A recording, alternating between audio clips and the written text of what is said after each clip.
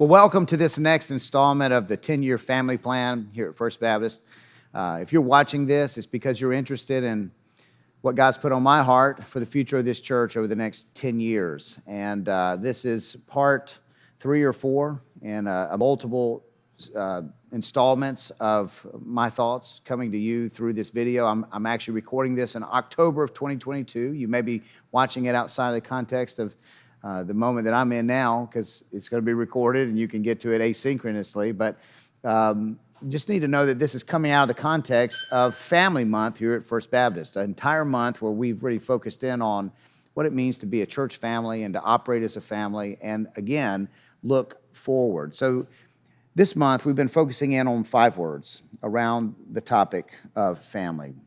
Value, invest, legacy, the word family itself, and vision. We've put that in the context of a sentence. We value family by investing in a vision of legacy. We value family by investing in a vision of legacy. And as we've gone through this, perhaps you've seen some things already. If you haven't watched the previous installments of this, I'd encourage you to go back and watch some of those and get caught up. I may touch on a few things, but any questions that come to mind or any thoughts that you may have, you can go to askanything at csrachurch.org and send a question, and we'll get those questions answered as soon as we can. All of this, again, is coming out of the context of our mission statement, which is the mission statement of the church, which is to make disciples. I say this every time. It's worth saying again that we are disciples making disciples. We don't get the luxury in the 21st century or any century of deciding on a mission statement for our church. We don't get to choose our mission statement. Quite the opposite, because we are a New Testament expression of the local church that is happening in this time. Instead of creating a mission statement for our church, we instead have a church that should be focused on the mission that Christ established for the church. And the way we do that is these 3 core values of building families. That's the upward motion, teaching the Bible, getting in the Word and getting the Word inside of us inwardly, and then going out with that message and loving our neighbors. So the question on our minds is, how old will we all be in 10 years?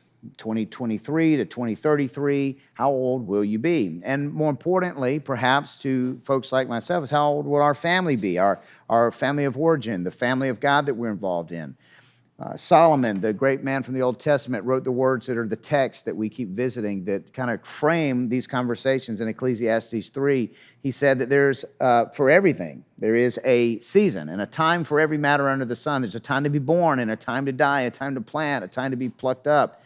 And to pluck up what you have planted, a time to kill and a time to heal, a time to break down and a time to build up. There's actually a time to weep and a time to laugh, a time to mourn, he said, and a time to dance, a time to cast away and a time to gather things back, a time to embrace and a time to refrain from embracing, a time to seek and also a time to lose. There's a time to keep and a time to cast away, even a time to tear and a time to sow. There's times when we should keep silent and a time when we should speak up. There's a time to love and a time to hate. And he even culminates this passage by saying there's a time even for war as God's people, and there's a time for peace. So as we talk about family and family legacy and these 5 words, we want to do it in the context of a great, wise understanding that Solomon established for us, that there is a time for everything. And we're in a time. We're in a moment where it's important for us to know what time we're in and where we should be, and how we really can value family by investing in a vision of legacy. How do we do that? So we've been starting at the end and working backwards. We started with the word legacy and then talked about vision. And today we're going to actually, in this video, cover 2 additional words. And I'm going to start with the word value first and kind of unpack that and then move to one of the other words. But when you think about legacy, let's just go back to that first one. Let me just review a couple of things that really stood out. I got a lot of feedback from you on that particular talk. One of the most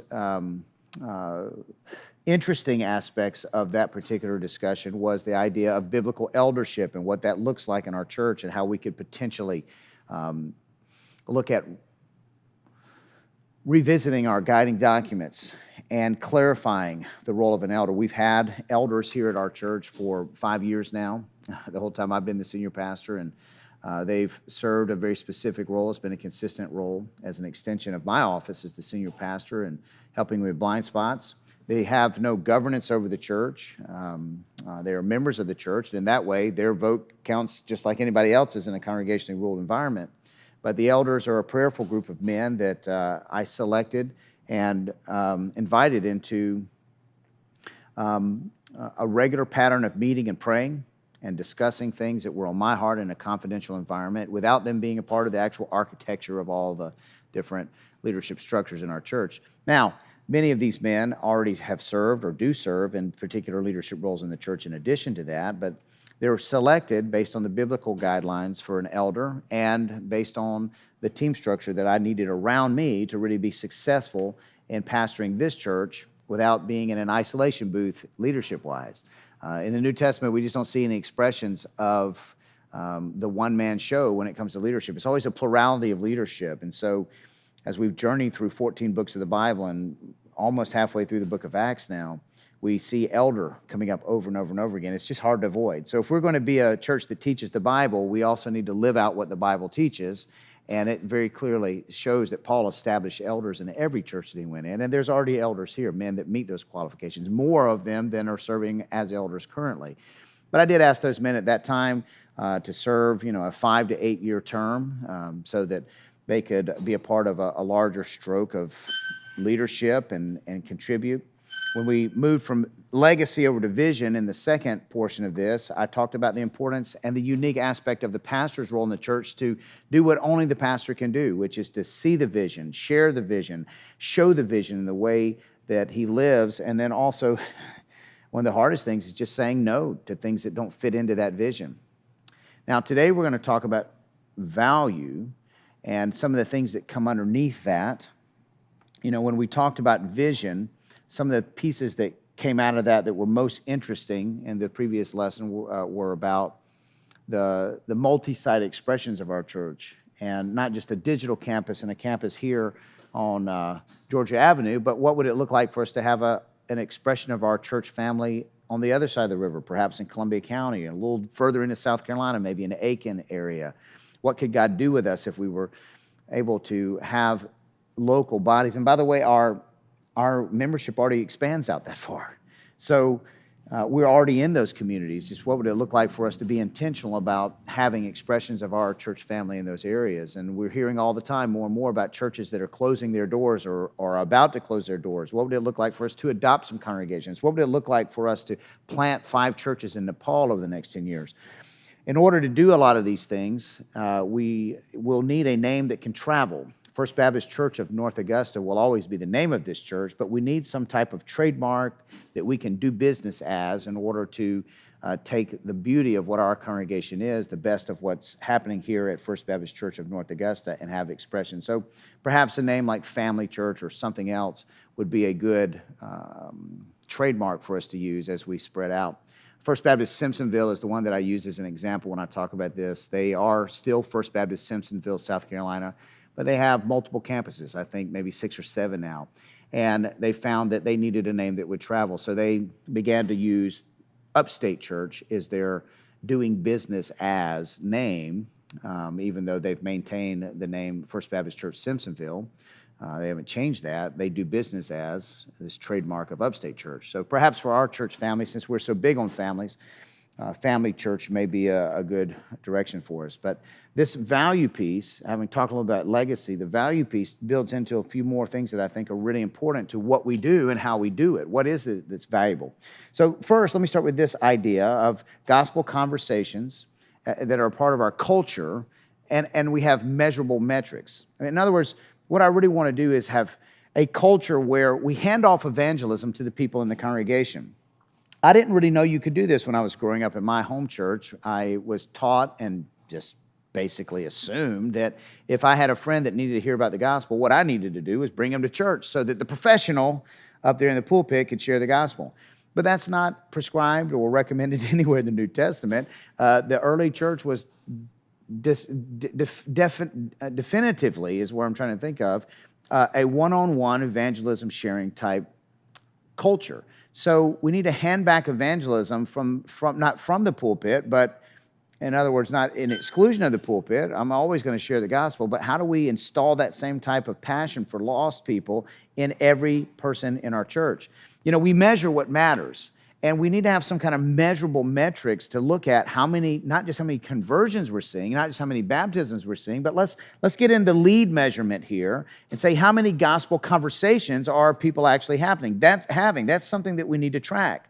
You know, if we don't have regular gospel conversations as a church family with the people that are close to us and far from God, a couple of things can happen. First of all, over time, you're just going to become a country club, a holy huddle, where you're just living in this weird little bubble where you only talk about God when you're around people that are already convinced and converted. We don't want that. The second thing is we see churches all the time struggling. A lot of the churches that are shutting down, they begin to infight. And the reason that we infight is because we're designed to be in warfare as Christians, and we have all this spiritual armor, but if we're not careful, if we're not evangelizing, what will happen is we'll cannibalize our own people. The church is the worst about killing its own. I mean, we need to be very careful in the church to make sure that the best energy we have goes at fighting darkness and not fighting each other. But too many times that's the exact opposite. But this measurable metric of how many gospel conversations have you had should be just as important as how much money do you donate to the church. Like, if you want to be a leader in our church, you should be having a certain number of gospel conversations with people that are lost in your circles. If you're not doing that, then you're not a leader in our church, because our church is about making disciples. And you can't make disciples if they never hear about God. So the first step in discipleship is sharing your faith in Christ with someone else, having a passion for those people that are close to you but far from God. I don't have to convince you of this. You know it. We just got to get motivated and start measuring it and start celebrating, because what we celebrate gets repeated. And again, the lag measurement, the thing that happens afterwards that we can measure, is how many people are baptized or how many people attend. But the leading measurement that we need to be looking at that actually influences that lag measurement, the leading measurement, is how many gospel conversations are we having with the people that are close to us and far from God. Look, there's no short supply of bad news out there, and there's no short supply of fake news out there, but we have good news, and we have the right news, and we have the truth, and we need to share that truth. Second thing that's been on my mind in this particular lane is that our best leaders in the future of this church, I just see a future where our best leaders are not Christians right now. They're not converted yet. We need to have this mindset that we're not just reaching people to get them converted. You know, the purpose of evangelism is not conversion. The purpose of evangelism is discipleship. It's to get them beyond just being a Christian in name and being a Christian in how they live. This type of vision that our best leaders are not yet Christians now, this is like this crazy vision that I picked up from one of our state leaders named Lee Clamp. First time I heard him say that, I just thought to myself, exactly. What about Paul? He wrote almost half of the New Testament books. And there was a time at which he was very anti-Christian, not a Christian at all. And he was converted and then commissioned to go and work. So we can't just convert people. We have to convert people with the idea that our best leaders are going to come from those conversions. Lost people are all around us. There's this scarcity thinking that I think settles in a church that causes the inward energy to be negative when we forget that our best resources aren't even with us yet. There are so many resources out there that are just waiting to hear about the gospel. These resources, these gifts and talents are created into people that are still yet to be converted and be used and commissioned in the church. One of the passages that really reminds me of the abundance of resources that are out there for the kingdom advancement is Matthew chapter 9, verse 35, where Jesus says to the people there that the harvest is plentiful, but the workers are few. The harvest is plentiful, but the workers are few. And in that idea of harvest, that word harvest is the idea of urgency. Like there's something urgent that needs to happen right now. There's a harvest that's happening right now. That's what Jesus was saying. In the church age, right now, there are lost people all around us that can be converted and then commissioned to do and invest in kingdom work. We got to change that mindset so that we have not only the urgency to do it, but the momentum and the motivation to share the gospel without being ashamed, with boldness. Paul himself said, I'm not ashamed of the gospel. So when we think about church growth, we need to remember that the harvest is plentiful, but the workers are the problem. That's why I love celebrating the number of volunteers we have instead of the number of members that we have. And how many volunteers we have is really how many people we have engaged in ministry at our church. The measure of a church is not its membership. The measure of a church, the health of a church, is going to be its volunteer base. So you got to make sure that you're measuring these things and realizing that every potential person that could convert to Christianity in our community that's lost currently, it fits into that abundant resource that God has already put into our communities.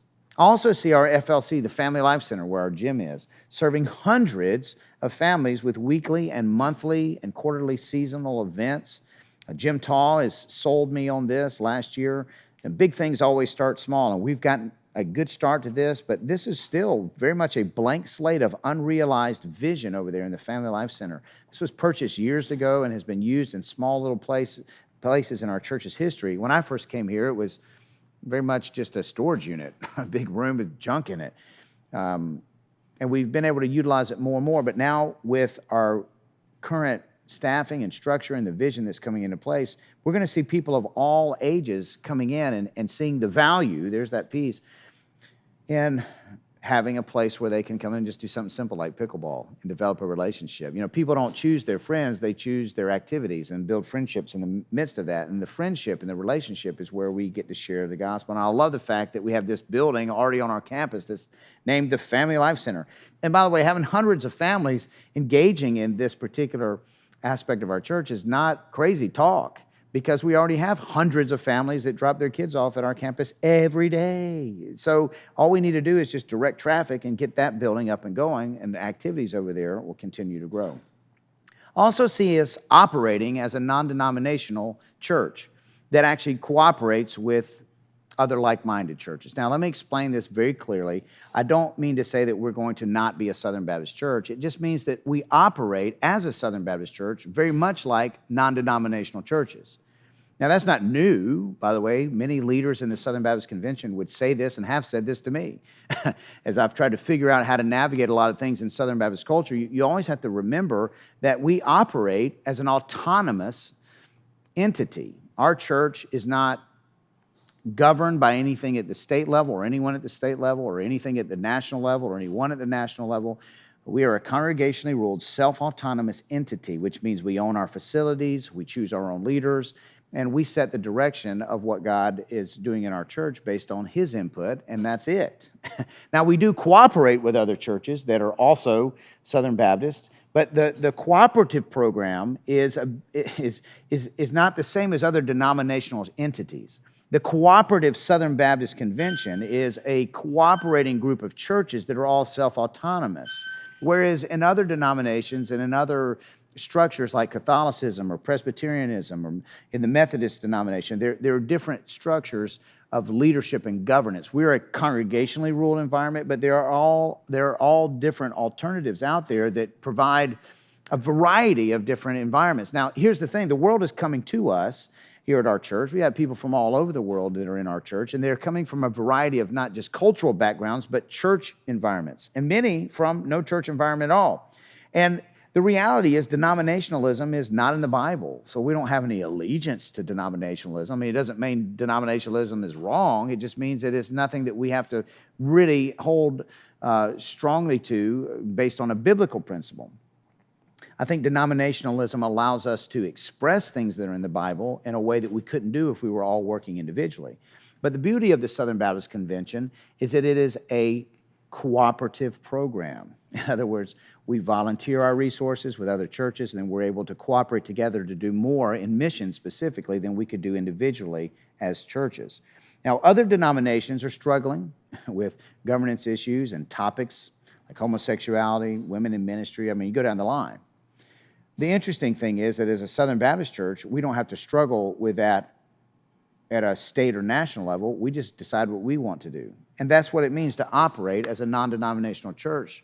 It means that we can cooperate with other churches of like doctrine, but we operate as an independent, or maybe a better word is self-autonomous entity. One of the other things I see being of great value to our church is making membership meaningful by establishing some measurable quantitative metrics. Now, quantitative just simply means quality. We need to raise the level of expectation for what I'm going to call active membership. Now, this is a problem. This is a problem when you have a church like ours. When I showed up in 2016, I think I was told we had 6,000 members. Now, there's thousands of people that are on that membership roster that I haven't seen or talked to or even know where they are, and I've been here for 6 years. So we have a membership, a bloated membership roster that needs to be revisited and, I believe, purged. Because we are autonomous, that means our congregation as a whole is the ruling entity for choosing leadership and choosing how money should be spent. We need to make sure that the people that are actively voting as members are people who are active in the church and actually know what's going on and have some skin in the game. So I think in the future of our church, to protect our church and protect the congregational authority of our church, we need to establish some quantitative measurements and expectations for people that are going to be voting members or active members that have a say in what's going on. It would be unreasonable for me to think that I could, let's say I was a member of this church and I wasn't a pastor, and I became a member because I showed up at Christmas or Easter and filled out a new member card and showed up at a class and then moved away, and 30 years from now, I just showed up for a vote. And I don't know anything about what's going on in the church. The other thing is we have a lot of folks that are watching us digitally. So we need to protect our church and the congregational aspect of how we govern ourselves, congregationally ruled, from potential confusion about what it means to be a member. Now, no offense to our digital viewers. You're maybe watching this on a digital environment right now. But we need to clarify what it means to have someone that lives perhaps in another state and engages with us digitally. Is there a clear pathway toward membership for them? Yes or no? And if there is, are there nuances where you could be an inactive member or a distant member or an out-of-town member that doesn't really carry the same weight of the congregationally ruled environment, where you're now able to sit at the table with other people that are on and off the campus volunteering and putting a major amount of investment? The 400 people that show up and invest their volunteerism, I think would be one of the most quantitatively measurable things. Not just am I giving, not just am I viewing or attending, but am I serving? That would be a great quantitative expectation for a voting active member to be considered. Another one that would result from that is a decrease in membership. So I'd rather have 400 or 500 really active voting members that are also volunteering than 4,000 or 5,000, 6,000 members that you never see. Give me the ones that are going to show up and start moving the kingdom. And the reason for that, by the way, is not organizational. It has to do with kingdom advancement. It's very difficult to advance the kingdom in a digital environment when you've got kids that need to be discipled here on our campus. Like we're going to need some people we have to be a church. We have to be a gathering of people at some point. Now, we can reach the world and we can leverage the digital environment for a lot of things. It is possible to do a lot of things in the digital environment, but it's not preferred. Like face-to-face is always better, especially with the kingdom model that we have from Christ. And the reason I say that is because of Christ's example. John chapter 1, it says, in the beginning, the Word was with God. And we were able to reach God through prayer and all that kind of stuff. But then it also says in John 1 that the Word became flesh and dwelt among us. He showed up. This incarnational leadership can't be lost in the next season and expression of evangelical Christianity in America and in the world. We have to make sure that we maintain some type of life-on-life, incarnational, I'm in the room, I'm showing up type of expression. It may sound odd to you to think about decreasing membership, but if you looked at our membership roster going into 2023 or going into 2013, you'd probably say, I don't know any of these people if you were active in the church. So we just need to look at it and make some decisions. And if we focus on attendance, the problem with that is attendance usually drops. Like if you start really trying to track everybody's attendance, what we're seeing in this new generation is that they don't want to be tracked. That's not checking things off of a box on your giving envelope is something that we did in a previous century, and it was really effective with that generation that loved to check things off of a box and be held accountable. We have a whole group of people now that just operate differently. It's more fluid. So we have to be careful that we don't focus so much on attendance that our attendance actually goes down. We need to instead focus on engagement and volunteerism. And when you do that, what happens is attendance is a non-issue because, engagement is the key to sustained activity, and attendance is what follows. Another thing we need to talk about is the baptism piece of this. There are some national standards that are out there now, and like I said earlier, we measure what matters to us, and baptism matters because it's a part of the spiritual formations and the calling of Christ. He was baptized himself. But we can look at some of the national averages and see what's going on, the urgency out there. Between the last 2 years, we've seen somewhere around half of the number of teens being baptized in the state of South Carolina that we did before. So there's been a severe drop. Baptisms among teens in the state of South Carolina has been cut in half in the past 2 years. And at the same time, we look at the statistics that we are hearing from our state representatives like Lee Clamp. We know that 85% of people that are baptized right now were actually baptized before the age of 18. So reaching people in that teenage lane is really important, and we're seeing half as many people being reached in that teenage lane right now. So if you just fast forward a couple of years with me, or maybe a decade, if we don't correct that curve, we're going to see an environment where there's a lot more people that have missed out on the message of the gospel. So I've heard that if you baptize about 40 youth a year, that you're in like the top 5 or 10% of all churches in America. That's amazing to me. And we could do that. But we've been close to that just since I've been the pastor on an annual basis. So we need to begin to pray about what's going on nationally and what's happening with the baptisms and make sure that we're putting a dent in that. So those are the pieces that come under value. I want to now talk about investing and what does that look like. The good news is I'm not asking for any money in these presentations, but we also need to remember that money follows ministry. So what we decide that we're going to do and that God's calling us to do, we need to understand that our resources will follow the ministry activity that's happening. God always floods the scene through God's people to fund the ministry that he's calling God's people to do. Money follows ministry, but not the opposite. We don't need to raise money and then figure out what we're going to do with it. We need to make sure that there's ministry happening. And I would suggest we don't need to build any buildings before we actually are needing them. So how do we do this? Going back to our core values of teaching the Bible, I think we should launch a 10-year plan to journey through all 27 books of the New Testament as a church family twice. And I'm going to need some help to accomplish this. I can't do all this from the pulpit. We've done 14 books of the Bible, verse by verse, over the last 5 years. If you double that in a 10-year plan, if we kept the same pace, you might be at getting through all 27 books in one 10-year sequence, get through it one time. But in order to do it twice, we're going to need some scope and sequence to this that involves connection groups, multi-site expressions, our youth and children's ministry, discipleship groups, all the different aspects, maybe even some of our serve groups like the worship ministry, going through books of the Bible, and then having somebody like our executive pastor or someone on staff that's tracking all of that and making sure that we have a path and a scope and a sequence. If we're going to teach the Bible, let's get serious about it and make sure we're not all working in silos, but there's something strategic that's happening here. I love this goal, and again, focusing on the New Testament because we're a New Testament church, and we'll regularly visit the Old Testament. But the focal point of this goal is to get through the New Testament twice.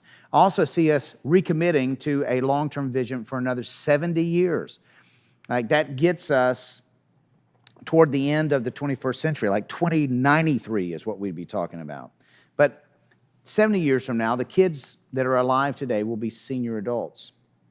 That's why I use that 70 years. So the kids that are in our kid zone now could be in their 80s when we get to the end of that type of vision. So, I don't know if the people that planted this church over 100 years ago had us in mind or not, but along the way, God's continued to provide vision.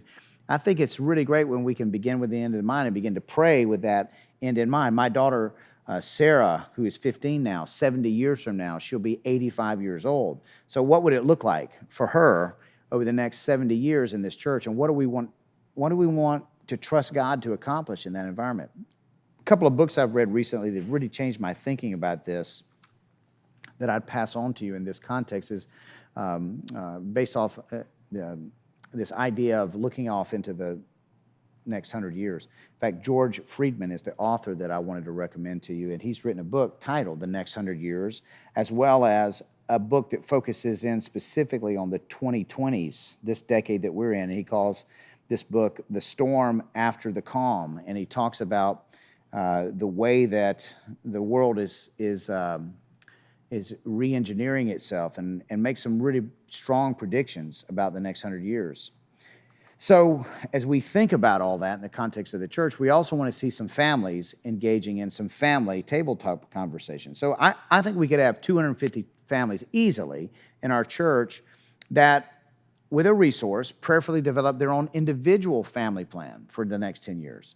Now, I'm going to delegate this out to some of our team and kind of work on a packet or a brochure or some type of presentation, but we just want to give you a simple pathway. It doesn't have to be complex, but a simple way to think out about what you'd like to see happen, as God leads your church family into the spiritual formations that are happening. The best way to predict the future is actually just to create it.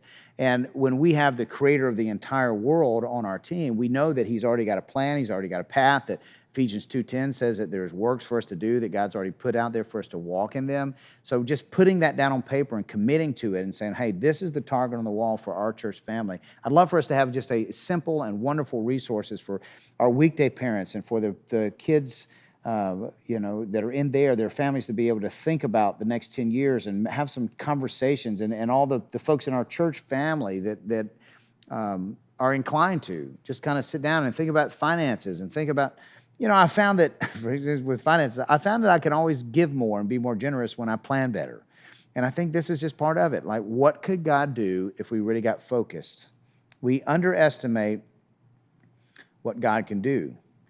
And I think I found that it's human nature to overestimate what can be done in 10 days, but underestimate drastically what can happen in 10 years if you just give it time.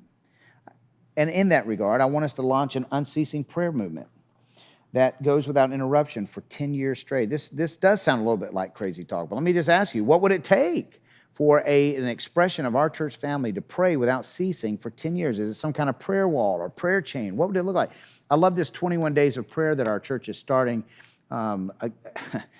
this fall. We just began this at the time I'm recording it, but this is just the beginning. What would it look like for us, instead of 21 days at the top of this particular book, 21 days of prayer and fasting?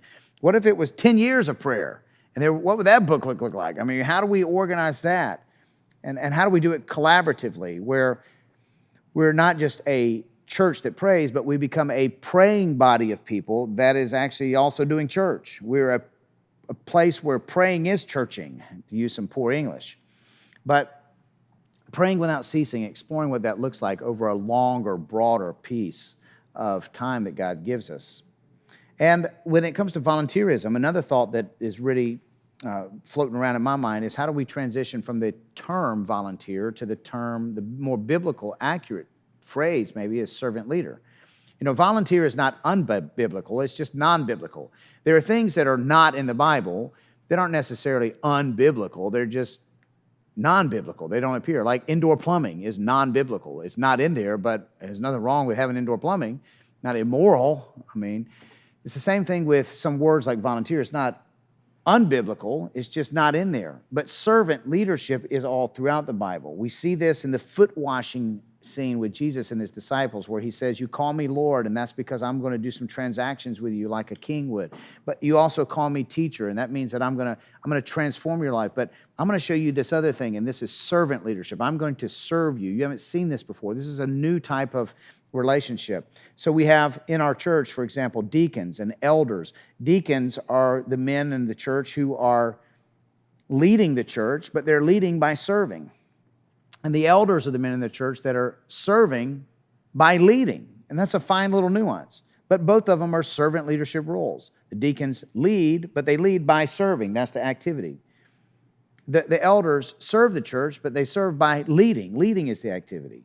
In the New Testament, the elders have the activity of leading as servants, and the deacons have the the opportunity and the role of serving as leaders. So servant leadership is really a big piece of what the church here in North Augusta can reclaim because we're good at it. This is a serving group of people. But in order to do this, we have to stay laser focused. Now, I want to show you something that a coach said to me, and it's going to have my name on it, but I want you to put your last name in it. What would happen at First Baptist if Cutchins, that's where I wrote it down for myself, what if you put your name in there, were so captured by a high-impact vision that you refused to be distracted by anything else? You were refusing to be derailed in any way. You're willing to say no to things that aren't necessarily wrong. They're just not on task. They're not the excellent thing that God has for you. What would that look like? To be so laser focused that you couldn't be distracted. You couldn't be unraveled even when difficult things come because you're so committed to what it is that God's calling you to do that you're willing to walk through the messy middle. And when it gets hard, not quit on a bad day or walk down the street and go to another church or just get grumpy and mad, but stay in the game, stay focused because the task has caught your passion, your vision so much that you're willing to walk through even the difficult times. What would it look like?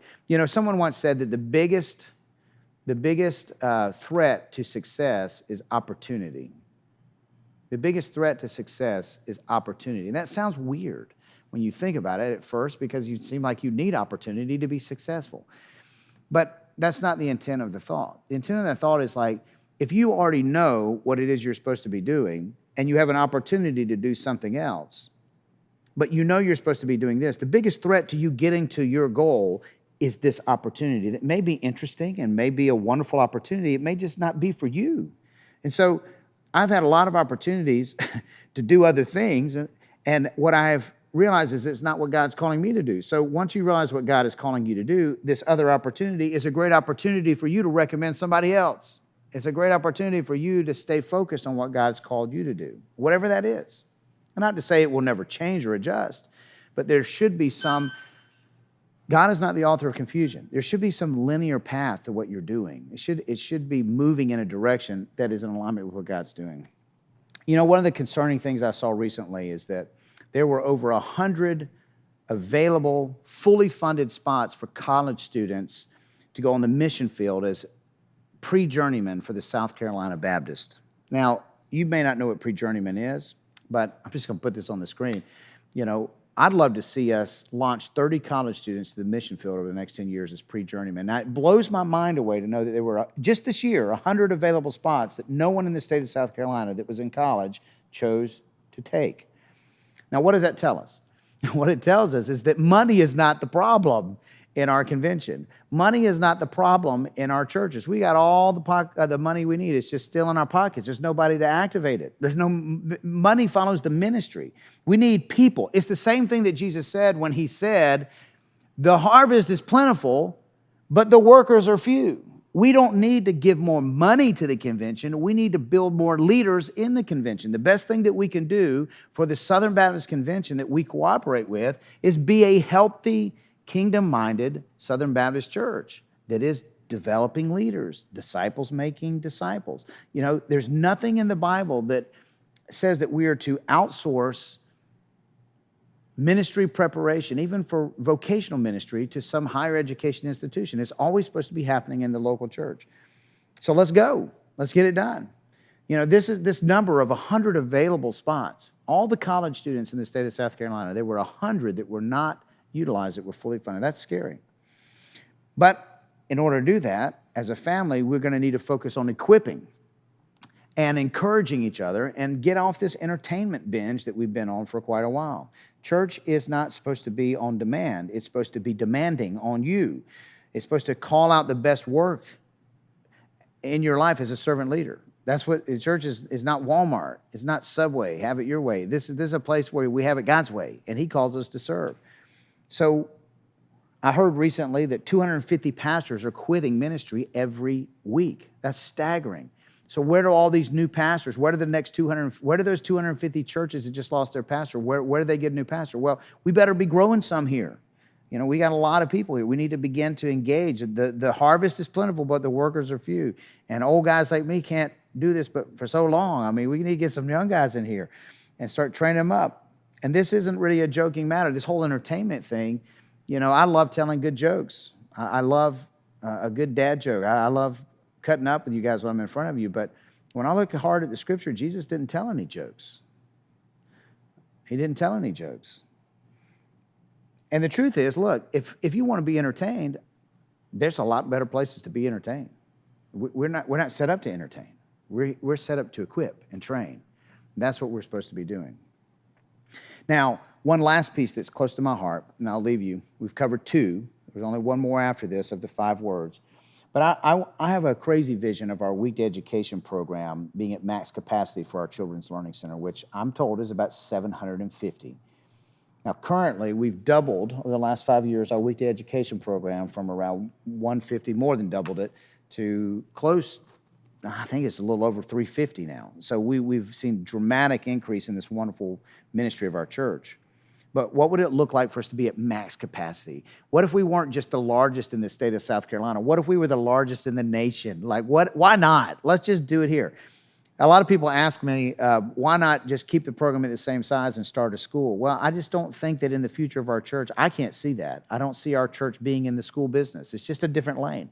But a ministry, like a weekday education ministry, I could see that being of great value, not only to our community, but of great value to our church, because it keeps us serving our local community.